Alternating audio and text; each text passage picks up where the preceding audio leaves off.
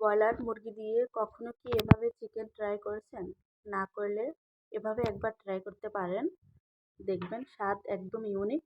তো আসসালামু আলাইকুম everyone, welcome back to my channel. তো আশা করি ভিডিওটা আপনাদের কাছে ভালো লাগবে। তো দেখতে থাকুন। এখানে আমি একটা প্যান বসাই দিলাম। এখানে দিয়ে দিব আমি চিকেনের জন্য পর্যাপ্ত পরিমাণ তেল, যতটুকু লাগে অতটুকু। আর এখানে দিয়ে দিব আমি কিছু মশলা, যেমন দারুচিনি, এলাচি, তেজপাতা, গোলমরিচ আর লবঙ্গ। এগুলো আমি একটু ভেজে নিব। তারপর আমি এখানে দিয়ে দিব চিকেন। আমি এখানে লেগ পিস আর থাই পিস নিয়েছি, আহ, আর বাকিগুলা রেখে দিয়েছি। তো আপনারা চাইলে পুরোটা দিয়ে করতে পারেন। তো আমি চিকেনগুলা এভাবে একটু ফ্রাই করে নিব। আর দিয়ে দিব টমেটো, দিয়ে দিব পেঁয়াজ, আর দিয়ে দিব এখানে কাঁচামরিচ।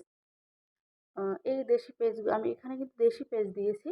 আর আপনারা ঝালের পরিমাণটা একটু বাড়িয়ে নিতে পারেন। আর দিয়ে দিব টেস্ট অনুযায়ী লবণ। এখন আমি হাই হিটে তারপর চিকেনগুলা আর টমেটো পেস্ট এগুলো একটু কুক করে নেব।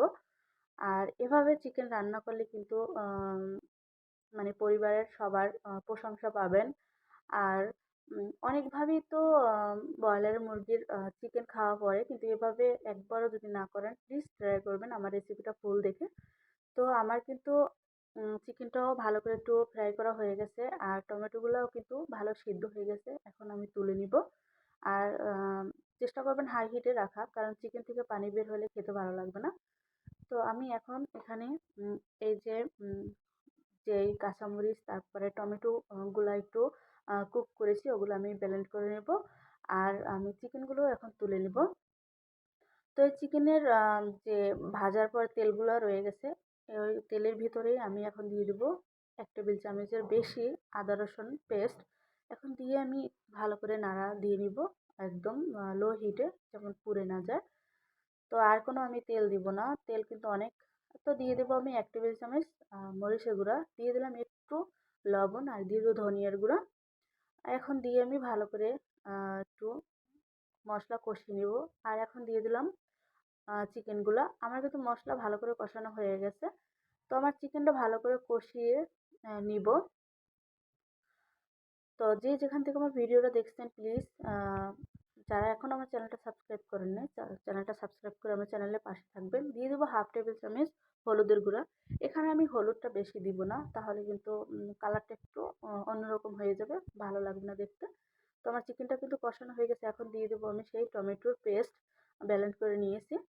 এখন আমি টমেটো পেস্ট দিয়ে ভালো করে আবারও কষিয়ে নিব। এখানে চিকেনগুলো কিন্তু বেশি ওভারকুক করার কোনো দরকার নেই। তাহলে যে কোনো কিছু ওভারকুক করলে কিন্তু ভালো লাগে না। দিয়ে দিলাম আমি একটু পরিমাণ মতো ঝোল, অল্প। তো আমার গ্রেভিটা কিন্তু একদমই ঘন রাখবো, খেতে যেন ভালো লাগে। তো আমার চিকেনটা কিন্তু অলরেডি হয়ে গেছে। এখন আমি উপর থেকে দিয়ে দেবো ভাজা জিরার গুঁড়ো, রেগুলার যেই জিরাটা আমরা খাই ওটা। তো আমার অলরেডি কিন্তু চিকেনটা হয়ে গেছে। তো যদি আপনাদের কাছে ভিডিওটা ভালো লাগে অবশ্যই লাইক শেয়ার সাবস্ক্রাইব করবেন। আর দেখা হবে নেক্সট ভিডিও নিয়ে। সবাই ভালো থাকবেন, সুস্থ থাকবেন। আল্লাহ হাফেজ।